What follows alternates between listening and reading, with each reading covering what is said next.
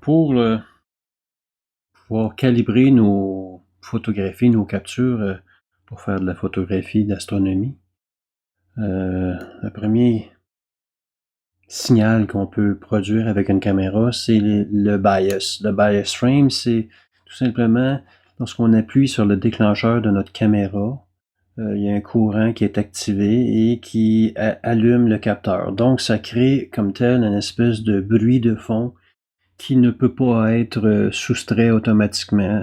Peu importe le temps d'exposition qu'on expose à un 4 millième de seconde, un 8 millième de seconde sur certaines caméras, ou qu'on expose pendant 10 secondes ou 10 minutes, le fait d'activer le capteur, ça va être un bruit de fond qui existe à chacune des captures qu'on produit.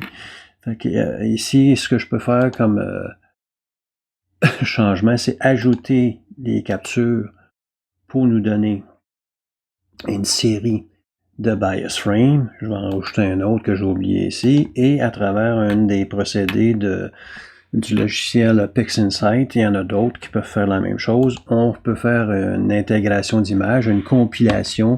Autrement dit, on empile chacune des captures pour se créer ce qu'on appelle un master bias. Lui, le master, c'est l'équivalent de tout l'ajout des captures que l'on veut combiner ensemble. On peut en faire 20, 40, 50, une centaine dans le cas des bias pour pouvoir avoir un fichier maître qui peut être retiré dans le signal un petit peu plus tard dans la procédure de calibration.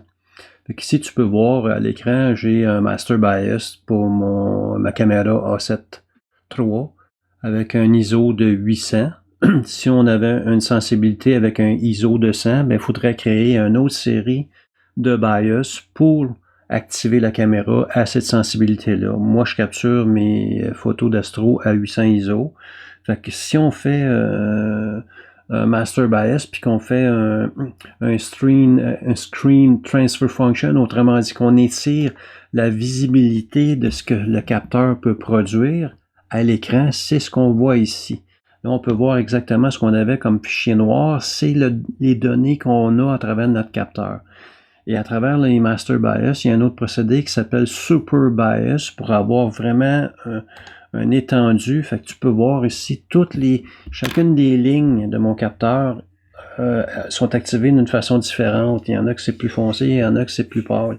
Fait que ce fichier-là devient un fichier à soustraire de notre capture astronomique. La deuxième étape, c'est le dark frame. Un bias frame, c'est le déclenchement du capteur avec le signal le plus court. Normalement, dans ma caméra Sony A7 III, la vitesse la plus rapide, c'est 1/8 millième de seconde. Donc, un bias frame ou un dark frame, parce que lorsqu'on fait cette capture-là, évidemment, on laisse le bouchon de notre lentille sur la lentille pour avoir une capture d'un cadre noir. On va avoir seulement le signal. Fait que si on augmente un petit peu l'exposition, puis on dit OK, on va faire une capture de 5 secondes, c'est très très près du bias frame, même si on a 5 secondes qui est beaucoup plus long que un 8 millième de seconde, on en convient. Si on fait une capture de 30 secondes, on peut commencer à avoir une espèce de petit rectangle bleu au-dessus de notre capture, et si on va à 60 secondes, par exemple, on a une bande bleue qui s'agrandit avec le temps. Fait qu'au fur et à mesure que notre capteur est ouvert, on va avoir, comment je pourrais dire, une exposition étendue. Le capteur va commencer à chauffer. Ça va occasionner des transferts de pixels de photons entre chacun des pixels. Même si on a un couvert noir sur notre lentille, ça va amener ce qu'on appelle un courant de noir, un dark current. Fait que si on s'en va à 120 secondes, notre petit rectangle bleu foncé s'agrandit toujours, et à 240 et ainsi de suite. Si on va à 600, à 900 secondes, 10 minutes, 15 minutes, 30 minutes, qui serait 3200 secondes, on aura évidemment un courant de noir de plus en plus prononcé. Que ce soit avec un capteur CCD ou avec un capteur CMOS, c'est identique. Fait que, évidemment, au début, comme je disais, ici, c'est l'équivalent de bias à 0 secondes. Un 5 secondes, c'est l'équivalent aussi d'un bias, malgré qu'à 30 secondes, on pourrait dire il y a un petit peu de courant de noir, mais c'est vraiment pas le cas. À partir de 60 secondes, on parle plus d'un dark que d'un bias. On parle beaucoup plus d'un cadre noir et non pas seulement le biais de déclencher l'obturateur. Fait que c'est ce qui se passe au fur et à mesure qu'on prolonge le temps d'exposition. Et ce qui est le plus important dans ce concept-là, c'est que ça doit être prévisible.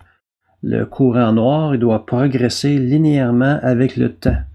Et c'est ce qu'on n'obtient pas toujours avec une caméra DSLR, avec un appareil photo numérique, un APN, comme ma Sony A7 III. On a beaucoup plus de prévisibilité avec les caméras astronomiques. Mais le concept demeure quand même le même. Donc, la prochaine étape, c'est de créer un Master Dark avec nos Dark Frames, nos cadres noirs. Maintenant, en utilisant des fichiers RAW, des fichiers bruts de notre caméra, sans aucune intervention de logiciel de développement, on va avoir un fichier bias qui est l'équivalent d'un dark. Dans le fond, on ne fait que déclencher l'obturateur et on attend un certain temps pour avoir un dark en gardant le couvert sur notre objectif. Et il va se créer un courant de noir automatiquement. Fait qu'on en fait plusieurs copies de cette procédure-là. L'idéal, c'est d'en avoir une vingtaine minimum pour avoir un Master Dark qui devient de plus en plus acceptable. Et ensuite, avec l'intégration d'images, on va se créer ce qu'on appelle un Master Dark, qui est dans le fond un Master Bias avec un courant de noir. Fait qu'ici, on a la photographie d'un Master Bias ou d'un Master Dark. Et puis, si on fait une compilation, on obtient notre Master Dark. Et je vais faire un zoom pour voir la différence. Tu peux voir le Master Dark par rapport à un Master Bias. Il va avoir des petits points blancs, des pixels chauds, parce que justement le capteur recueillit des photons. Et les hot pixels qu'on appelle, eux, ils sont toujours dans le même endroit. Fait que si on fait plusieurs darks, le bruit en arrière va changer, le bias va changer un peu, mais pas le hot pixel. C'est là qu'il y a la grande différence au niveau de la création du Master Dark.